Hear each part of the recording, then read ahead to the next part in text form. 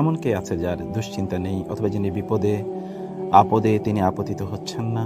এই বিপদ আপদ অথবা টেনশনের সময়, অ্যাংজাইটির সময় আমাদের করণীয় কি? আল্লাহ সুবহানাহু ওয়া তাআলা ইউসুফ আলাইহিস সালাতু ওয়াস সালামের পিতার ব্যাপারে বলেছেন, ওয়া বিয়াদাত আইনাহু মিনাল হুজনি ওয়া হুয়া কাযীম, যে তার টেনশনের কারণে, পেরেশানির কারণে, অ্যাংজাইটির কারণে তার চোখ সাদা হয়ে গিয়েছিল।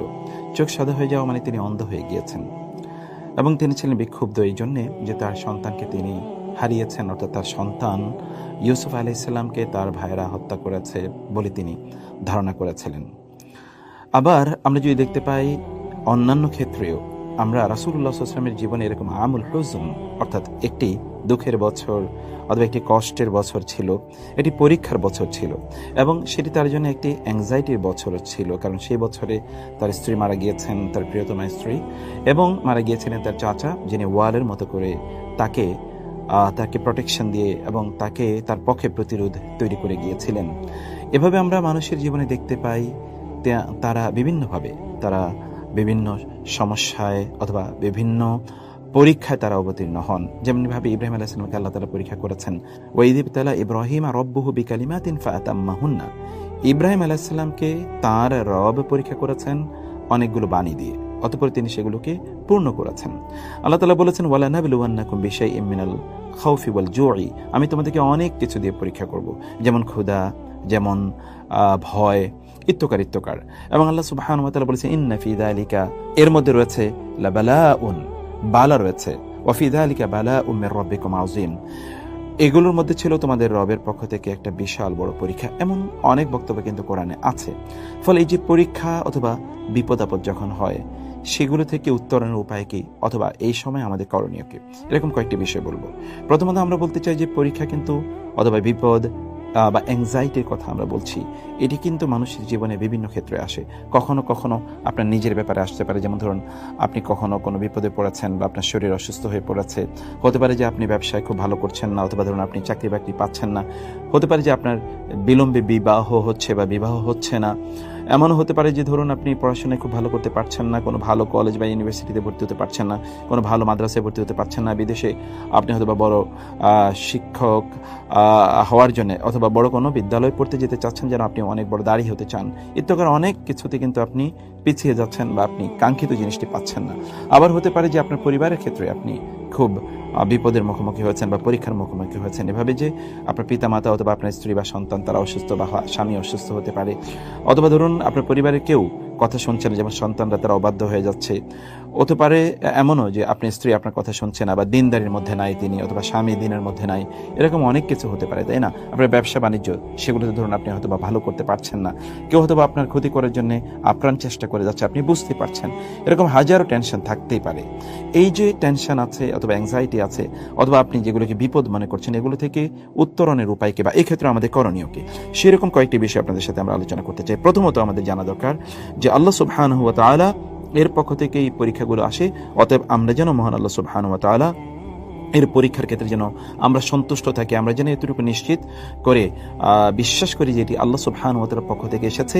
অতএব আল্লাহ সুবহানাহু ওয়া তাআলা এটি আমাদের জন্য তিনি সিদ্ধান্ত নিয়েছেন। যেমনিভাবে সালাফরা তারা মনে করতেন যে তাদের প্রত্যাশা অনুসারে কোনো জিনিস যদি না ঘটতো, তখন তারা 10 গুণ বেশি খুশি হতেন, এই জন্য যে তার প্রত্যাশা অনুসারে হয়নি বা তার সিদ্ধান্ত অনুসারে হয়নি, তার পরিকল্পনা অনুসারে হয়নি, কিন্তু আল্লাহর প্ল্যান অনুসারে হয়েছে। আর আল্লাহর প্ল্যান তো ব্যক্তির প্ল্যানের চেয়ে অনেক অনেক উত্তম, সেই জিনিসটি তারা ভেবে নিতেন। আমাদেরও মনে হচ্ছে এরকম একটি বিষয় মেনে নেওয়া দরকার। ইবনুল কাইয়িম রাহিমাহুল্লাহ তিনি তার মাদারিজ আস-সালিকিন গ্রন্থে এই কথাটি উল্লেখ করেছেন। 2 নম্বর যে বিষয়টি তা হচ্ছে যে আল্লাহ সুবহানাহু ওয়া তাআলা যিনি আপনাকে পরীক্ষা করছেন, তিনি কিন্তু আরহামুর রাহিমিন, আহকামুল হাকিমিন, তিনি আপনার চেয়ে আপনাকে অনেক বেশি ভালোবাসেন, তিনি আপনার চেয়ে আপনার কল্যাণ অনেক বেশি কামনা করেন, এবং তিনি উত্তম সর্বোত্তম বিচারক। আপনি যদি কোনটি কল্যাণ করে তিনি সেটি জানেন। ফলে আপনার আপন পিতা মাতা তার চেয়েও তিনি কিন্তু অনেক বেশি আপনাকে ভালোবাসেন, অনেক বেশি রহম করেন। সেই বিশ্বাস নিয়ে আপনাকে এই যে বিপদ অথবা যদি কোনো পরীক্ষার মুখোমুখি হন, তাইলে সেটিকে আপনাকে ধরে নিতে হবে। 3 নম্বর যে বিষয়টি তা হচ্ছে যে আপনাকে মনে রাখতে হবে যে এটি আল্লাহ সুবহানাহু ওয়া তাআলার পক্ষ থেকে একটা মেডিকেশন, একটা দাওয়া, যেই দাওয়াটি আপনাকে আল্লাহর কাছাকাছি নিয়ে যাবে। কারণ কি জানেন, কখনো কখনো আমরা মহান আল্লাহ তাআলাকে ভুলে যাই, তখন আল্লাহ সুবহানাহু ওয়া তাআলা ঝাঁকুনি দিয়ে অথবা কোনো একটা বিপদের মধ্যে ফেলে, কোনো একটা পরীক্ষার মাধ্যমে তিনি তার কাছাকাছি আমাদেরকে নিয়ে যান। এই জন্যে কখনো কখনো আমরা আল্লাহকে যখন ভুলে যাই, যেটি আমাদের জন্য ভয়াবহভাবে একটি ক্ষতিকর একটি পথ। যেমন ধরুন আপনি একটি ভুল পথে যাচ্ছেন, কেউ আপনাকে একটা হেঁচড়া টান দিয়ে সেখান থেকে নিয়ে এসেছে। কেন নিয়ে এসেছে? কারণ আপনি অন্যথায় বিপদের মুখে যাবেন। আপনার সন্তান হতে পারে আগুন স্পর্শ করতে যাচ্ছিল, অথবা ধরুন কোনো ধারালো কোনো অস্ত্র ধরতে যাচ্ছিল, আপনি তখন তাকে একটা হেঁচকি টান দিয়ে সেখান থেকে নিয়ে এসেছেন। কেন?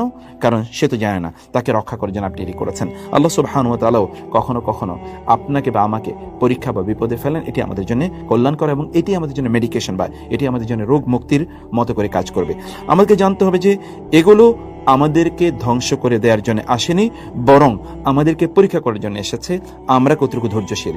আল্লাহ সুবহানাহু ওয়া তাআলা আমাদের ধৈর্য পরীক্ষা করেন এবং ইন্নামা সবরু সবর, ইন্নামা জাযাউস সবরি সবর, বা ধৈর্যের যে ফলাফল, সেই ফলাফল তো আপনি জান্নাত হিসেবে ইনশাআল্লাহ পাবেন।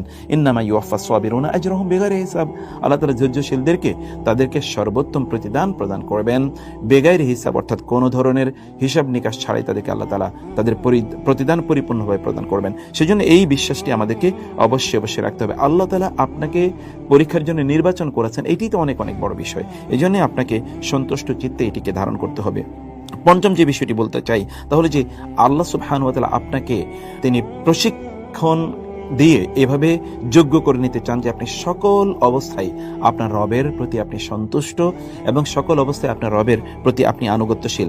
কারণ একদল লোক তারা কেবলমাত্র ভালো অবস্থায় আল্লাহ তাআলার ইবাদত করে, আর একদল লোক কেবল খারাপ অবস্থায় আল্লাহকে ডাকে।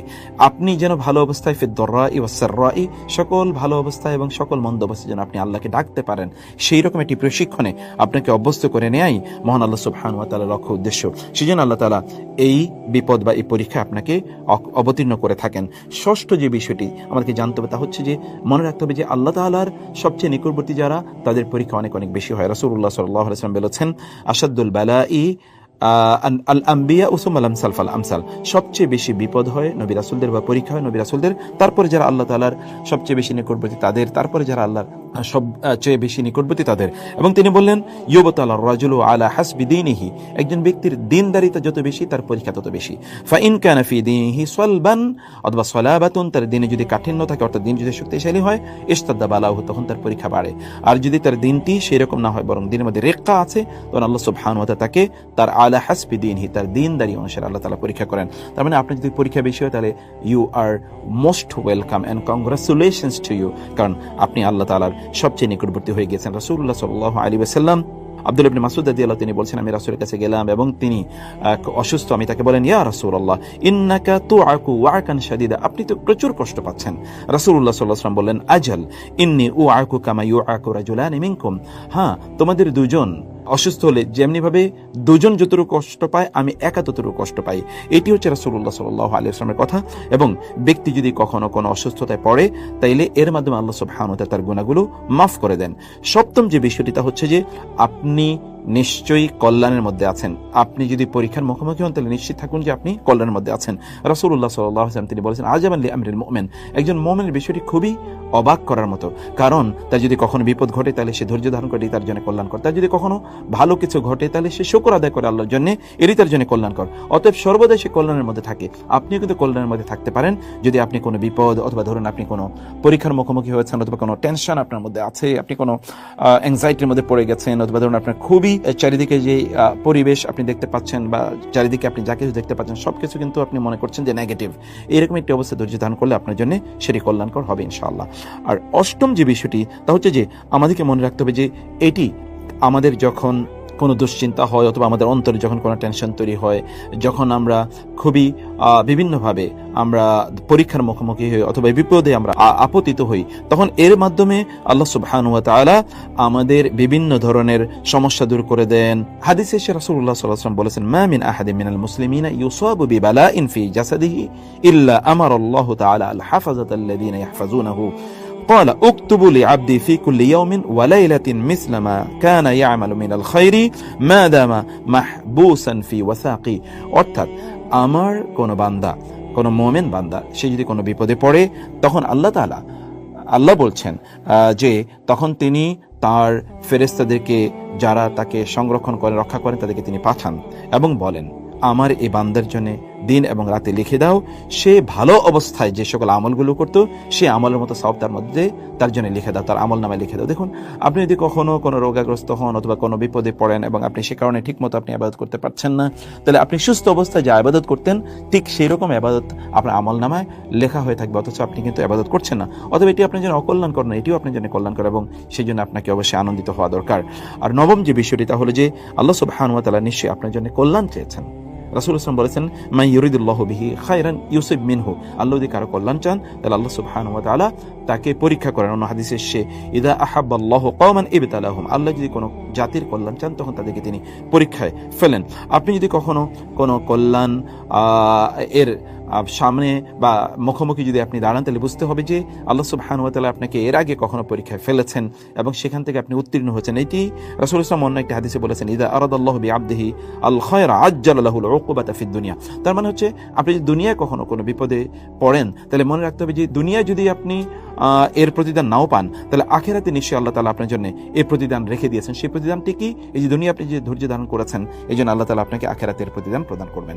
দশম যে বিষয়টি, তা হচ্ছে যে যখন কোন একজন ব্যক্তি কোন একটা মর্যাদায় পৌঁছতে চায়, মানে আল্লাহ চান এই ব্যক্তির মর্যাদাটা বাড়িয়ে দিতে, তখন আল্লাহ সুবহানাহু ওয়া তাআলা তাকে পরীক্ষায় ফেলেন। মানে ধরুন, আপনি তো প্রমোশন হয় না দুনিয়ার জীবনে, এই দুনিয়ার জীবনে প্রমোশন, আল্লাহর কাছে আপনার প্রমোশন, আল মুকাররাবুন, আপনি আরো নিকটবর্তী আল্লাহর হতে চান, আরো নিকটবর্তী হতে চান, তাহলে আল্লাহ তাআলা আপনাকে পরীক্ষা করবেন। রাসূলুল্লাহ সাল্লাল্লাহু আলাইহি ওয়াসাল্লাম সে কথাই বলেছেন, ইন্নার রাজুলা লা ইয়াকুনু লাহু ইনদাল্লাহি আল মানজিলাতা ফামা ইয়াবলুগুহা বিল আমালি ফালা ইয়াজালু ইয়াবতালিহি বিমা ইয়াকরাহু হাত্তা ইউবলিগাহু ইয়াহু। কোনো একজন ব্যক্তি কোনো একটা মর্যাদায় পৌঁছার কথা, কিন্তু তার আমলের মাধ্যমে সেই মর্যাদায় পৌঁছতে পারছে না, ফলে আল্লাহ সুবহানাহু ওয়া তাআলা তাকে পরীক্ষা ফেলেন এবং পরীক্ষা ফেলার মাধ্যমে আল্লাহ তাআলা তাকে সেই মর্যাদা নিয়ে যান। ফলে আপনি কিন্তু পরীক্ষায় অবতীর্ণ হয়ে অথবা ধরুন বিভিন্ন বিপদ আপদের মুখোমুখি হয়ে আপনি বিভিন্ন সমস্যায় পড়ে আপনি কিন্তু আল্লাহর আরো নিকটবর্তী, আরো প্রিয় ভাজন হয়ে যেতে পারেন। কেবল আপনাকে কি করতে হবে? ধৈর্য ধারণ করতে হবে, শুকর আদায় করতে হবে, আল্লাহর কাছে প্রার্থনা করতে হবে। বিষয়গুলো কেবল এরকমই। 11তম যে বিষয়টি, তাহলে যে এই বিপদ আপদ, এটি কিন্তু আপনার গুনার কাফারা, অর্থাৎ আপনি যদি এর আগে কখনো কোনো গুনাহ করে থাকেন তাহলে আল্লাহ তাআলা এর মাধ্যমে আপনার গুনাহগুলো দূর করে দেবেন। রাসূলুল্লাহ সাল্লাল্লাহু আলাইহি ওয়াসাল্লাম বলেছেন, কোন একজন মুমিনের যদি কখনো কোনো বিপদ ঘটে, তার যদি কোনো শারীরিক অসুস্থতা ঘটে, কোনো এমনকি কোনো কাঁটা যদি তার বিদ্ধ করে, তাইলে এর মাধ্যমে কাফফারাল্লাহু বিহা খাতায়াহু, আল্লাহ তাআলা এর মাধ্যমে তার গুনাহগুলো দূর করে দেবেন, তার গুনাহ দূর হয়ে যাচ্ছে। সুবহানাল্লাহ, এটি আপনার জন্য অপরচুনিটি। আমরা গুনাহ করি না এমন কি আছে? কুল্লু বানি আদম খাত্তা, সকল বানি আদমই কিন্তু অপরাধ করেই থাকে। ফলে আপনি কিন্তু ইনশাআল্লাহ গুনাহ থেকে মুক্তি পেয়ে যেতে পারেন যখন আপনি বিপদে পড়ে ধৈর্য ধারণ করবেন। 12তম যে বিষয়টি, তা হচ্ছে, হতে পারে যে এই যে আপনি যে বিপদের মুখোমুখি হয়েছেন বা পরীক্ষার মুখোমুখি হয়েছেন অথবা আপনি যে সমস্যার মুখোমুখি হয়েছেন, এর মাধ্যমে আল্লাহ তাআলা আপনাকে বড় একটি বিপদ থেকে বাঁচিয়ে দিচ্ছেন, অর্থাৎ এরপরে আরো একটা বড় বিপদ হওয়ার কথা ছিল। আপনি কেবল যে ধৈর্য ধারণ করেন, তাহলে এর মাধ্যমে আল্লাহ সুবহানাহু ওয়া তাআলা বিশাল বড় একটি বিপদ থেকে আপনাকে রক্ষা করবেন। এবং সালফে সালিহিনের জীবনে এরকম অসংখ্য ঘটনা ঘটেছে, যখন তারা ছোট বিপদে ধৈর্য ধারণ করেছেন, আল্লাহ তাআলা বড় বিপদ থেকে তাকে রক্ষা করেছেন। হতে পারে আল্লাহ তাআলা হয়তো ফেরেশতাদেরকে বলবেন যে, এই বান্দা যেহেতু এই ছোট বিপদে ধৈর্য ধারণ করেছে, অতএব বড় একটি বিপদ তার হওয়ার কথা ছিল, সেগুলো বাধা দিয়ে দাও এবং সেগুলো তার থেকে দূরে সরিয়ে দাও। এটি কিন্তু আপনার জন্য হতে পারে ইনশাআল্লাহ। এর মধ্যে আপনাকে জেনে দেখতে হবে যে এই জাতীয় বিপদ আপদ যখন আপনি বিভিন্ন বিপদ আপদে যখন আপনি পড়বেন অথবা বিভিন্ন পরীক্ষার মুখোমুখি যখন আপনি হবেন, এর মাধ্যমে যেটি হবে তা হলো আল্লাহ সুবহানাহু ওয়া তাআলা আপনাকে আরো অনেক অনেক মর্যাদা প্রদান করবেন। এই ব্যাপারে আমরা অসংখ্য বিভিন্ন বর্ণনা আমরা দেখতে পাই। যেমন ধরুন, আপনার আরব একটি প্রবাদ বাক্যে এরকম রয়েছে, রিহুল্লাযী তাহাবু ফিল ওয়াজহি তাজআলুল মারআ হাকিমান, যেই বাতাসটি আপনার মুখে এসে আছড়ে পড়বে, এই বাতাসটি কিন্তু আপনাকে জ্ঞানীতে পরিণত করে। আরবরা এই কথা বলে থাকেন। তার মানে আপনি হয়তো কোনো একটা বিপদে পড়েছেন, এই বিপদে পড়ার পরে বিপদ থেকে উত্তরণের জন্য আপনি যে বিভিন্ন ধরনের পথ এবং পদ্ধতি গ্রহণ করবেন, এই পথ পদ্ধতি কিন্তু পরবর্তীতে আপনাকে আরো কল্যাণের দিকে নিয়ে যাবে, আরো কল্যাণের পথে আপনাকে এগিয়ে নিয়ে যাবে। আপনি ধৈর্য ধারণ করা শিখবেন, সিচুয়েশন ট্যাকেল কিভাবে করতে হয় তা আপনি শিখবেন, আপনি এক্সপিরিয়েন্স গ্যাদার করবেন। এগুলো সবকিছুই আপনার জন্য অনেক অনেক কল্যাণকর। 14তম যে বিষয়টি, তাহলে যে আপনি হয়তোবা অতীতে কোনো গুনাহ করেছেন, এই গুনার কারণে আল্লাহ তাআলা আপনাকে এই বিপদে ফেলেছেন এবং এই জন্য আপনি ওই গুনাহগুলো আর করবেন না। বহু লোকেরা যারা, তারা কিন্তু বিপদে পড়ে তারপরে তারা গুনার জীবন থেকে বের হয়ে এসেছে। এরকম অসংখ্য ঘটনা আপনাদের জানা আছে। রাসূলুল্লাহ সাল্লাল্লাহু আলাইহি ওয়াসাল্লাম তিনি আমাদেরকে জানিয়েছেন, এটি আলী রাদিয়াল্লাহু তাআলা একটি বর্ণনা আছে, মা নাযালা বালাউন ইল্লা বিযামবিন ওয়া মা রুফিআ ইল্লা বিতাওবাতিন। কোন বিপদ মানুষের ঘটে গুনার কারণে, আর এই বিপদ দূর হয় তাওবার কারণে। আল্লাহ তাআলা বলেছেন, ওয়া মা আসাবাকুম মিন মুসিবাতিন ফাবিমা কাসাবাত আইদিকুম। তোমরা যদি কখনো কোনো বিপদে পড়ে থাকো তাহলে তোমাদের নিজেদের হাতের কামাই, অর্থাৎ তোমরা যে অপরাধ করেছো সেই অপরাধের কারণে এটি হয়েছে। 15তম যে বিষয়টি তা হলো যে কোনো একজন ব্যক্তি যদি কখনো বিপদে পড়ে তাইলে তার বোঝা দরকার যে আল্লাহ সুবহানাহু ওয়া তাআলার কোন হক সে হয়তো ঠিকমতো আদায় করেনি। এই জন্য আল্লাহ তাআলা তার হক আদায় করার কথা আল্লাহ সুবহানাহু ওয়া তাআলা এখানে বলেছেন। তা হলো কি, এক্ষেত্রে কমপক্ষে এই বিপদে পড়ে সে ধৈর্য ধারণ করবে এবং আল্লাহ তাআলার যে হক আছে সেই হকগুলো সে আদায় করবে। আল্লাহ তাআলা সে কথা বলেছেন, ইয়া আইয়ুহাল্লাযীনা আমানু সবিরু ওয়াসাবিরু ওয়ারাবিতু ওয়াত্তাকুল্লাহ। হে ঈমানদারগণ, তোমরা ধৈর্য ধারণ করো, অব্যাহতভাবে তোমরা ধৈর্য ধারণ করেই যাও এবং তোমরা আল্লাহর পথে তোমরা একজন সীমান্ত প্রহরীর মতো কাজ করে যাও এবং আল্লাহকে তোমরা ভয় পাও। অতএব আল্লাহর ভয় কিন্তু আমাদেরকে এই বিপদ আপদ থেকে মুক্তি দিয়ে দিতে পারে ইনশাআল্লাহ। 16তম যে বিষয়টি তা হলো একজন ব্যক্তির জন্য এটা উচিত, আই আলামা আন্না হাযিহিল বালিয়া ওয়াল মুসিবা ওয়াকিআতুন ওয়া লা বুদ্দা ফাহিয়া মুকদ্দারাতুন সাবিতাতুন লা বুদ্দা মিন আন তাহিল্লা বিদারিহি। একজন ব্যক্তির এটি জানা দরকার যেই বিপদটি তার হওয়া দরকার, তার হওয়ার কথা ছিল, সে বিপদটি তার হচ্ছে। অতএব এটিকে কোনো অবস্থায় সে প্রত্যাখ্যান করতে পারতো না, এটিকে কোনো অবস্থায় সে বাধা দিয়ে রাখতে পারতো না। ফলে এর মাধ্যমে সে কি করবে, সে ধৈর্য ধারণ করবে এবং এই আল্লাহ সুবহানাহু ওয়া তাআলার তাকদীরের উপর বিশ্বাস স্থাপন করে সে তার ঈমানকে আরো বাড়িয়ে নেয়ার একটি সুযোগ তার জন্য তৈরি হয়েছে, যেটা আমরা জানি। রাসূলুল্লাহ সাল্লাল্লাহু আলাইহি ওয়াসাল্লাম তিনি বলেন, আল্লাহ তাআলা প্রথম সৃষ্টি করেছেন কলম, অতঃপর কলমকে বললেন লেখো। কলম বলল কি লিখবো? তখন তিনি বলেন, উকতুব মাকাদিরা কুল্লি শাইইন হাত্তা তাকুমা সাআ। তুমি সব কিছুর সকলের যে তাকদীর আছে তাকদীর লিখে নাও, এমনকি কিয়ামত পর্যন্ত যা কিছু ঘটবে সব তুমি লিখে নাও। ফলে আমাদেরকে বুঝতে হবে যে যখনই কোনো কিছু ঘটে এটি কিন্তু আমাদের তাকদীরের মধ্যে ছিল। অতএব আপনার তাকদীরের প্রতি ঈমানটাকে আরো শক্তিশালী করে এই জাতীয় বিষয়গুলো। আমাদেরকে মনে রাখতে হবে যে আমরা কিন্তু জানি না যে কোনটা আমাদের জন্য কল্যাণকর। ফলে আল্লাহ তাআলা আমাদের জন্য সবচেয়ে কল্যাণকর কোনটি এটি জানেন। আসা আন তাকরাহু শাইআন ওয়া খায়রুল লাকুম। হতে পারে তুমি কোনো জিনিসকে অপছন্দ করছো কিন্তু এটি তোমার জন্য কল্যাণকর। এই বিষয়গুলো আমাদেরকে জেনে বা বিশ্বাস করে আমাদেরকে চলতে হবে ইনশাআল্লাহ। 18তম যে বিষয়টি তাহলে যে আমাদের জানা দরকার এই দুনিয়ার জীবনের প্রকৃতিটা কি। আসলে এই দুনিয়ার জীবনটাকে আল্লাহ তাআলা তৈরি করেছেন, আমরা বিভিন্ন বিপদে পড়ব, বিভিন্ন কষ্টে আমরা যাব এবং বিভিন্ন পরীক্ষা আমরা মুখোমুখি হব, এর মাধ্যমে আমরা আখিরাত অর্জন করে নেব। আল্লাহ তাআলা বলেছেন, লাকাদ খালাকনাল ইনসানা ফি কাবাদ। আমি মানুষকে কষ্টের মধ্যে তৈরি করেছি। লাতারকাবুন্না তাবাকান আন তাবাক। তোমরা একটি ধাপ থেকে আরেকটা ধাপে তোমাদেরকে এগিয়ে যেতে হবে। এই ধাপ এগিয়ে গিয়ে তোমরা আল্লাহর নৈকট্য অর্জন করতে পারবে। ফলে আমাদেরকে যদি আখিরাত অর্জন করতে হয় তাহলে আমাদেরকে এই বিপদের মধ্য দিয়ে যেতে হবে। আপনি কেবলমাত্র সুখের বাগিচায় থেকে আপনি আখিরাত অর্জন করে যাবেন, আখিরাতের সর্বোচ্চ স্থান অর্জন করবেন, তা তো হতে পারে না। রাসূলুল্লাহ সাল্লাল্লাহু আলাইহি ওয়াসাল্লাম বলেছেন, আদ-দুনিয়া সিজনুল লিল মুমিন ওয়া জান্নাতুন লিল কাফির।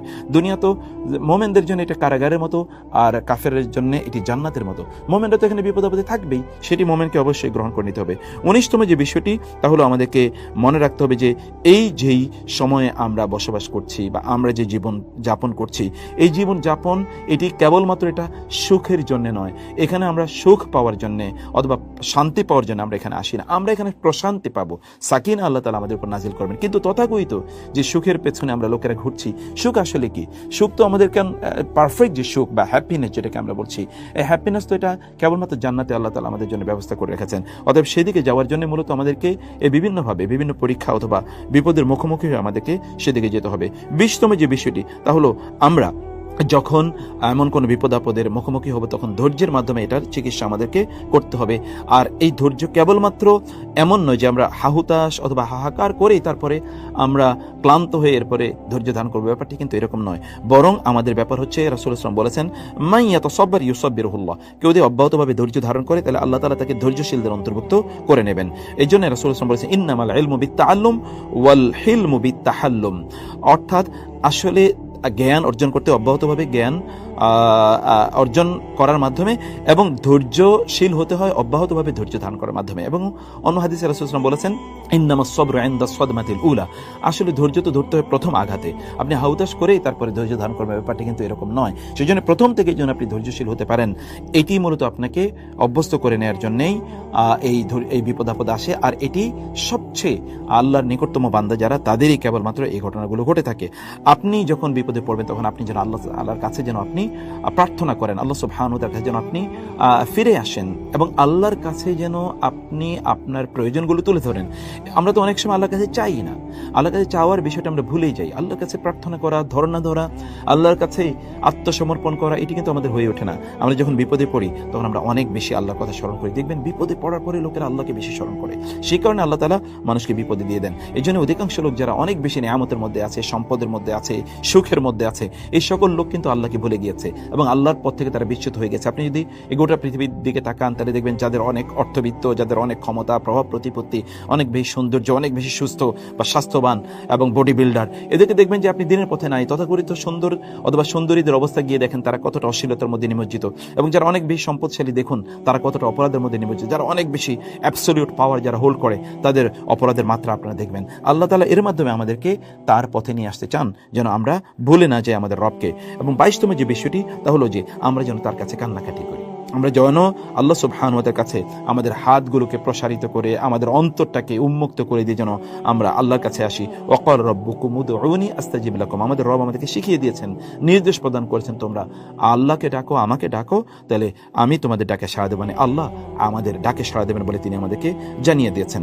সর্বশেষ যে বিষয়গুলো আমরা বলতে চাই তাহলে যে কোনো একজন ব্যক্তি তিনি যখন অপরাধ করেন তখন এগুলো কিন্তু তার মনে থাকে না কত অপরাধ তিনি করেছেন। এই অপরাধ তিনি করতে থাকেন, কারণ কখনো কখনো অপরাধ করতে করতে তিনি কখনো তার কোনো ব্রেক কষে না, যেমন গাড়ির ব্রেক আছে।